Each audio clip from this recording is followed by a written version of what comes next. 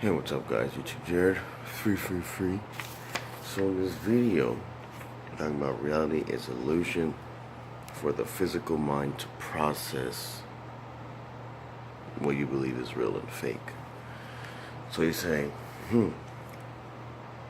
well, how is this reality an illusion if I can feel with my body? You know, if I touch something, I can feel it, right? Well, ask yourself, let's say in a scientific way or a spiritual, any kind of way, how do you feel in the first place? Because whenever you touch something, there's electromagnetic or electricity that's going through your body to your brain, telling you that that's what you feel. So that's an easy way to explain. You can break it down to a science like the neurons, whatever, go to it's a nervous system, right? And then you can break down the nervous system. You can always break things down to an infinite level, or you can always go out to an infinite level. So we're just a little part of something bigger that can also feel. Your body is made up of microorganisms. We're talking in a physical sense. And so we're a living body with a spirit, and we have a lot of other little living bodies in us that are working as a whole. Your whole system is made of other living bodies. Protein, you say, oh, your hair is not alive. It is alive. Look at it with a microscope. It's moving around. It's alive. And a lower level of consciousness, but it's still alive and it's still conscious. Okay. So if you break everything down to a network, you say, well, the computer is not alive. The computer is thinking for me. But it is alive in a sense. It is conscious. But it's programmed consciousness. But it is very conscious. That's why you have the new AI robots. You could check those out. Check out Sophia, the new AI robot that had a dream. Check out the movie Pinocchio.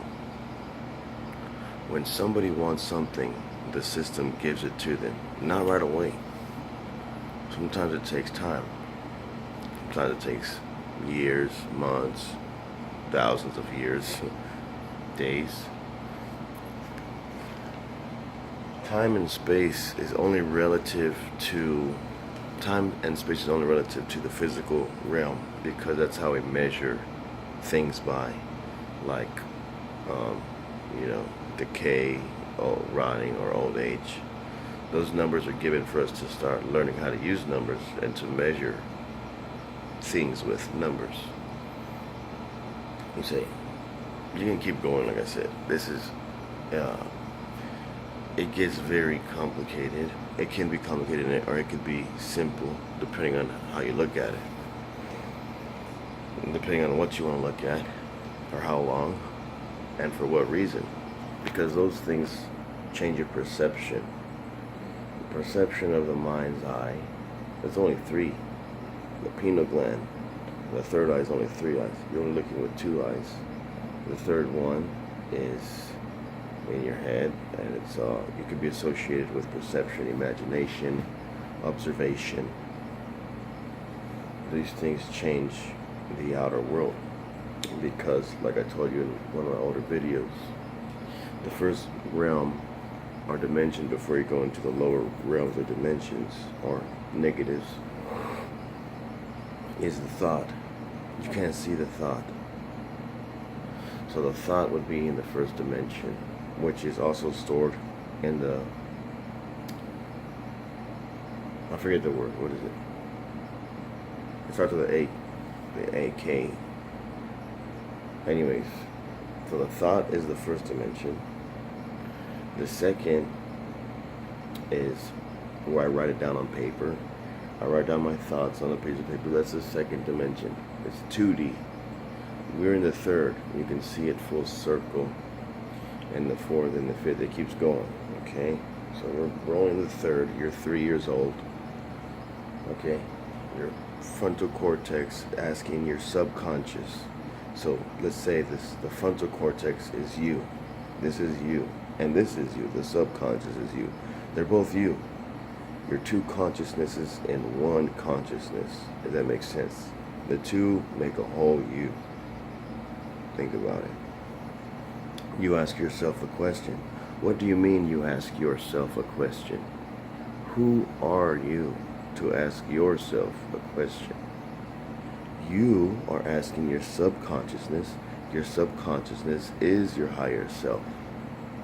Your subconsciousness is connected with higher dimensions, like let's say the fourth. We're not going to get too complicated because we can make things more complicated. So let's keep it simple to understand what we're talking about. I'm asking my subconsciousness. When you ask yourself, you're asking your sub. So I ask myself, what did I do yesterday? What did I eat yesterday? What was I thinking of? So your sub is connected to all your past memories, which was a reality and is a reality. Think about that for a second. Not only was it a reality, but it still is a reality. It's your reality of things that happened and occurred to make up this reality for you. Your choices, the things that you want. You make choices, excuse me. You make choices for the things that you want. Okay? Those choices and the what you want is shaped from your reality. The front one is you right now, the new consciousness. The old one, the sub, is much older than you and wiser than you, smarter than you, but it's connected to you. So that's why you have to ask it. Ask it. What am I asking it? Whatever you want. Sometimes people can't hear the subconsciousness. They only listen to the front part, the you. They're both you, remember. But the front part is also associated with what you want, the choices you make, the future. Not tomorrow. You don't ask your subconscious what you're going to do tomorrow. You just, I know what I want to do tomorrow. I'm going to do that tomorrow. I don't care what the subconscious has to just say about it. But you should care what the subconscious has to say about it, because the subconscious remembers all your past memories and what you really want. Your compass. You see? Your subconscious remembers everything the things you forget, even your dreams. You can probably remember every time you wake up. You probably remember maybe none of your dreams, maybe one or two dreams. And, oh, they were scary dreams, or they were nice dreams, or they were any kind of dream. You don't know what the dreams meant, but your subconscious was there. And the ones that you do remember, that's where you were there. The front part, the you, the now, the here and the now were there with the dream. That's why you remember the dream. That doesn't mean you don't have any dream. You're always conscious, here or somewhere else. When you go to sleep, the subconscious takes the front with it. So that's why you don't remember. It's a block on many things. That's one of the things. Because you would be, I want to go to sleep.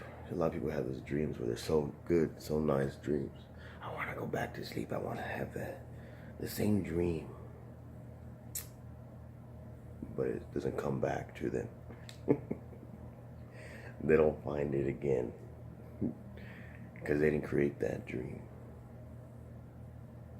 Someone else created it for you.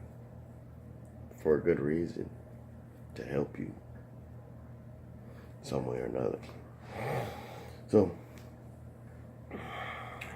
that being said, you guys, hope you understand this video. If not, that is okay. Maybe one day you say, I'll come back to this video and understand more. Or maybe you already clicked off the video. Confused and dazed. And only want to see your own world. That is fine as well. You can stay in your own world. Or you can create a new world. And learn new things with me. Like, subscribe, and share, guys. You are the best.